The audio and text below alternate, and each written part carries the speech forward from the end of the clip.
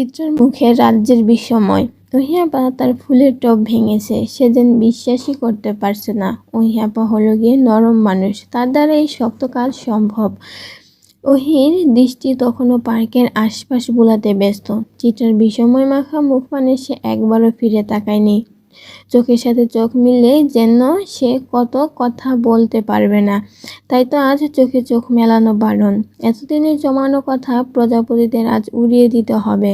কথা জমিয়ে রাখলে মনের উপর অত্যাচার চালানো হয়, অথচ ওহি নিজের মনের উপর সে অত্যাচার করে যাচ্ছে দিনের পর দিন। আজ না হয় অত্যাচারের সমাপ্তি ঘটুক। ছোট একটা দীর্ঘশ্বাস ফেলল ওহি। ধীর কণ্ঠে বলল, ভাবিস না তোর উপর হিংসে থেকে করেছি সেসব। তোর উপর হিংসে করার কিছুই নেই, বরং মায়া করার মতন বহু কিছু আছে। তবে আমার মায়া কম, কাকপক্ষীতে ছিঁড়ে খেয়েছে মায়া। ওহি আবার কথায় আগামাথায় কিছুই বুঝে নি চিত্রা, কেবল ফেলফেল নয়নে চাইল। কথা বলার শক্তিও যেন সে হারিয়েছে। ওহি আপা কি বলছে? ওহি আপা কি জানে? আপা তুমি ঠিক আছো? চিত্রার প্রশ্নে আকাশ ছোঁয়া বিষময়। ওহি কিঞ্চিৎ হাসল, মাথা নাড়িয়ে বলল, আছি ঠিক। তোকে আজ কিছু কথা বলবো চিত্রা। অনেকগুলো বছরের কথা কাউকে বলা হয়নি। এই লজ্জা, এই আধারিয়া জীবনের গল্প কাউকে জানানো হয়নি। আজ তুই শুনিস সে গল্প। ওহি আবার মৃত্যুর গল্প শুনে নিস খুব যতনে। কেউ তো আর জানল না এই ওহির ছিন্ন বিচ্ছিন্ন মনের কথা। চিত্রা কেবল অপলক তাকিয়ে রইল ওহির দিকে। আপাকে আজ ঠিক চেনা যাচ্ছে না, কেমন অপরিচিত একটা আদল ভেসে উঠেছে। এটা কি সত্যি ওহি আপা? আরে সৌদাগর বাড়ির নক্ষত্রমালা যে, তা তোমরা এখানে? পুরুষনালী কণ্ঠে দুই বোনের কথার খেয়েই হারালো। দুইজনেই তাকালো তাদের ডান দিকে দাঁড়িয়ে থাকা পুরুষটার দিকে। এলোমেলো চুল, টি শার্ট, এটে সেটাই থাকা শরীর, কাঁধে ব্যাগ আর ক্লান্ত মুখশ্রী বাহারের দিকে। চিত্রা এবং ওহি দুজনেই অবাক হলো বাহার ভাইকে দেখে। এ সময় এখানে বাহার ভাইকে আশা করেনি তারা। বসা থেকে দুজনেই উঠে দাঁড়ালো। ওহি অবাক কণ্ঠে বলল, বাহার ভাই আপনি? হ্যাঁ আমি। তা তোমরা দুজন এখানে কি করছো? তোমাদের তো এসব জায়গায় তেমন দেখা যায় না। আসলে চিত্রা ফুচকা পছন্দ করে তো, তাই এসেছিলাম ফুচকা খাওয়াতে। ওহির উত্তর শুনে চিত্রা গুলগুল চোখে তাকালো ওহির দিকে। ওহি আবার বানিয়ে বানিয়ে কথা বলতে জানে, এটাও চিত্রার জানা ছিল না। আজ একের পর এক চমক দিচ্ছে ওহি আপা। বাহার এগিয়ে এসে ধপ করে বেঞ্চটাতে বসে পড়ল আর মুড়া ভেঙে বলল, তা বেশ ভালো তো। তোমাদের মধ্যে এত মহব্বত তো ঠিক দেখা যায় না, একেবারে ধূমকেতুর মতন। কথা শেষ করেই হাহা করে উদ্ভটভাবে হেসে দিল বাহার ভাই। বাহার ভাইয়ের অদ্ভুত হাসির সাথে তাল মেলালো ওহিও। অথচ এমন একটা বিদঘুটে ঠাট্টা অন্য কেউ করলো, ওহি আপা তাকে এখনই উচিত জবাব দিয়ে দিত। চিত্রা কেবল দেখে গেল ওহি আপা আর বাহার ভাইয়ের কাণ্ড। তন্মধ্যেই ফুচকার প্লেট হাজির হলো। ওহি নিজেই ব্যাগ থেকে টাকা বের করে দোকানদারকে দিয়ে এসে বাহারের সামনে দাঁড়ালো। বেশ ব্যস্ত কণ্ঠে বলল, আপনি কি এখন বাড়ি যাবেন বাহার ভাই? হ্যাঁ তাই তো মনে হচ্ছে। তাহলে চিত্রাকেও সাথে নিয়ে যাবেন প্লিজ। আসলে আমার একটা দরকারি কাজ আছে তো, এখনই যেতে হবে। ওহির অনুরোধে বাহার ভাই একবার চিত্রার দিকে তাকালো।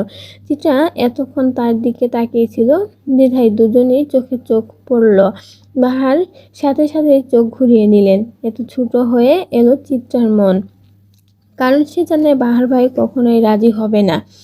কিন্তু চিত্রাকে অবাক করে দিয়ে বাহার বলল, কোলে করে নিব নাকি কাঁধে করে? বাহারের উদ্ভট কথার ভঙ্গিতে আবার হেসে ফেলল ওহি। মুখ চেপে বলল, আপাতত রিক্সা করে নিলেই হবে। চিত্রা মুখ ফুলালো আর চোখে ওহির দিকে তাকিয়ে বলল, আপা তোমার না এখন বাড়ি যাওয়ার কথা, তাহলে এখন আবার কোথায় যাবে তুমি? ওহি চিত্রার কাছে গেল। চিত্রার হাতে কিছু টাকা গুঁজে দিয়ে প্রায় ফিসফিস করে বলল, দরকারি কাজে যাব, টাকাটা রাখ, রিক্সা ভাড়া দিয়ে দিস। বাহার ভাইয়ের কাছে মনে হয় টাকা নেই। চিত্রা কেবল আহম্মকের মতন মাথা দুলালো। ওহি ততক্ষণে ঝড়ের গতিতে তাদের সামনে থেকে চলে গেল, যেন তার কাজটা কত জরুরি। এখন না গেলে পৃথিবী ধ্বংস হয়ে যাবে। কোলাহলপূর্ণ রাস্তায় একদম একা হেঁটে যাচ্ছে ওহি। তার কোনো গন্তব্য নেই, না আছে নির্দিষ্ট কাজ। কেবল বাহারার চিত্রাকে একটু একা ছাড়ার জন্যই এই মিছে অজুহাত। আর কেউ জানুক আর না জানুক, সে তো জানে বাহার ভাইয়ের গিটারের করুণ সুরের কথা, মাঝরাত্রিতে বাহার ভাইয়ের দীর্ঘশ্বাসের কথা। সেখানে যদি চিত্রা এসব দূর করার চাবিকাঠি হয় তাহলে তো আর মন্দ হয় না। সবাইকে কি আর এক জন্মে পাওয়া হয়? বাহার ভাই না হয় ওহির এক জীবনের অপ্রাপ্তি হয়ে রইল। এই যে মিস, শুনেন প্লিজ, সিঙ্গেল আছেন কি? ওহির ধ্যান ভাঙলো, মনে হলো তাকে উদ্দেশ্য করে যেন কেউ গানটা গাইল। পথচারীর কয়েকজন আর চোখে চাইল। ওই ঘুরে পেছনে তাকাতেই খুব স্বল্প পরিচিত মুখটা ভেসে উঠল। ওই অবাক কণ্ঠে বলল, আপনি? গানটা কি আপনি গাইলেন? সুন্দর দেখতে সুঠাম দেহি পুরুষটা মুচকি হাসলো, মাথা ঝাঁকিয়ে বললেন, হ্যাঁ মিস, আমি গাইলাম। ওহির চোখে মুখে বিষময় ছড়িয়ে পড়ল। বিষমিত কণ্ঠে বলল, আপনি কি আমায় চিনতে পারেননি? ভদ্রলোক এগিয়ে এলো, মিষ্টি হাসি দিয়ে বলল, চিনব না কেন? গত পরশুই তো দেখলাম আপনাকে। কালো জামা পরেন, গুল গুল চশমায়, মিষ্টি দেখতে মেয়েটা। লোকটার কথার ধাঁচ পছন্দ হলো না ওহির। এমন একটা ছেলের জন্য কিনা চাচা চিত্রার বিয়ে ঠিক করেছে। ছেলেটা কেমন গায়ে পড়া গুছের। ওহির চোখ মুখ কুচকানো ভঙ্গিমা দেখে নৌসাদ হয়তো কিছু আন্দাজ করলো। তাই তো বেশ ঠাট্টার সুরে বলল, আপনি কি আমায় চরম অভদ্র ভাবছেন মিস? ওহি নিজেকে সংযত রাখার চেষ্টা করে বেশ ভদ্রভাবে বলল, দেখুন মিস্টার, আপনার সাথে আমাদের পারিবারিক একটা সুন্দর সম্পর্কের কথা হচ্ছে, তাই আপনার কাছ থেকে এমন আচরণ আশা করছি না। সুন্দর সম্পর্কে ঠাট্টা করা কি নিষিদ্ধ? চলুন হাঁটতে হাঁটতে কথা বলা যাক। নৌসাদ ছেলেটাকে অভদ্র কখনোই মনে হয় না, বেশ ভদ্রই মনে হয়। তবুও তার অহেতুক ঠাট্টাটা ওহির পছন্দ হয়নি, কিন্তু ভদ্রতার খাতিরে সে পা মেলালো। ওহিকে হাঁটতে দেখে মিষ্টি হাসলো নৌসাদ, ক্ষীণস্বরে বলল, আপনাকে নিয়ে হাঁটা হবে মূর্শত আলোকবর্ষ পথ। রিকশার হুড উঠানো, গতি মাধ্যম চলছে অনবরত। পাশাপাশি বসে আছে চিত্রা আর বাহার ভাই, চুপচাপ স্তব্ধ। অন্য সময় হলে চিত্রায় কত কথা ঝুড়ি নিয়ে বসত, কিন্তু আজ তার মনে ভীষণ সুখ। কথা বলা যাবে না, আর এ পাষাণ্ড পুরুষের সাথে তো আরো আগে কথা বলবে না সে। রাস্তার দুই সারিতে কৃষ্ণচূড়া গাছের মেলা, কি সুন্দর লাল টুকটুকে ফুল হাসছে অনবরত। রিকশার ক্রিং ক্রিং শব্দ। নীরবতা ভাঙল বাহার। বরাবরের মতন গা ছাড়া ভাবে বলল, তার রঙনা, মিষ্টি তো খাওয়ালে না। চিঠা অসহায় দৃষ্টিতে তাকালো। লোকটা তাকে খুঁজিয়ে কি মজা পায়, হৃদয়ের জ্বালা বাড়িয়ে কি তৃপ্তি মেলে লোকটার। ছোট একটা শ্বাস ফেলে সে, বুকের ভেতর ভারী ভারী হয়ে ওঠে কষ্টরা। লোকটার সাথে কথাই বলবে না সে। অভিমান জমিয়ে রেখে লাভ কি? আমরা বাঁচবই বা কতদিন? বাহার ভাইয়ের গম্ভীর স্বর কাঁপানো ধারালো চিত্রার চৈত্রে। হুট করে তাকাতে দুজনের চোখে চোখ পড়ল। সময়টা প্রয়োজনের তুলনায় বেশি মধুর হলো। নিঃশ্বাসের গতি বেড়ে গেল অপ্রত্যাশিতভাবে। লজ্জারা খেলা করল সর্বাঙ্গে। চিত্রার চোখ সরিয়ে নিল, বাহারের দিকে দৃষ্টি নিবদ্ধ করতে করতে বলল, অভিমান অভিযোগ নেই আমার, না থাকাটাই স্বাভাবিক। পর মানুষের প্রতি অভিমান রাখতে নেই রঙ্গনা। বাহারের কণ্ঠে তুমুল গম্ভীরতা, কথার এমন তীক্ষ্ণতায় অভিমান করল অষ্টাদশী হৃদয়। ঠোঁট ফুলিয়ে টলমল করে উঠল চক্ষুদ্বয়। বার ছোট্ট ধমক দিল, গম্ভীর কণ্ঠে বলল, এ মেয়ে, কথায় কথায় কান্না করার স্বভাব বদলাও। কান্নাকে সস্তা বানিও না।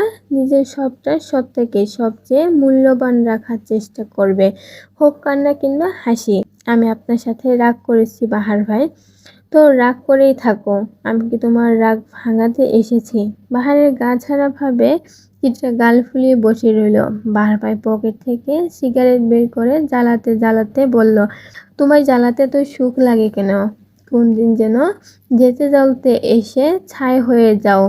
আপনি জ্বালালে ছাই হতেও রাজি।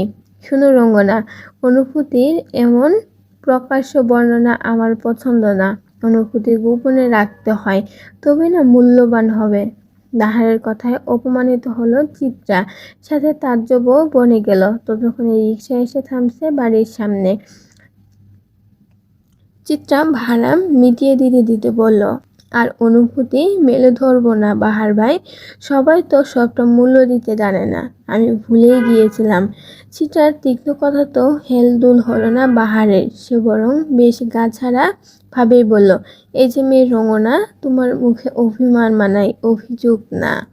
চিতা ততক্ষণে বাড়ির ভেতর চলে গেছে। বাহার ছোট একটা শ্বাস ফেলল, দীর্ঘশ্বাসে হাহাকার ভেসে গেল তার সাথে। আজ টিউশনিটাও চলে গেছে।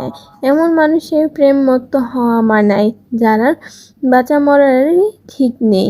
আফসোস গুলো সে হাওয়ায় মিলিয়ে গান ধরল। জীবনগুলা কাঞ্চা বাঁশের খাঁচারই মতন, যত্ন নেওয়ার আগে তাহা ভাঙে অবিরত দয়াল, ভাঙে অবিরত। আজ সারাদিন দেখা মেলেনি মুনিয়া বেগমের। প্রথমে সবাই ভেবেছিল রাগ করে হয়তো দূর দিয়েছেন, কিন্তু যখন দরজার সামনে পর্দা সরল তখন দেখা গেল দরজার বাইরে থেকে আটকানো। দরজা খুলে ভেতরে যেতেই শূন্য রুমখানি জানিয়ে দিল মুনিয়া বেগম নেই। বিছানার কিনারায় সাদা চিরকুট,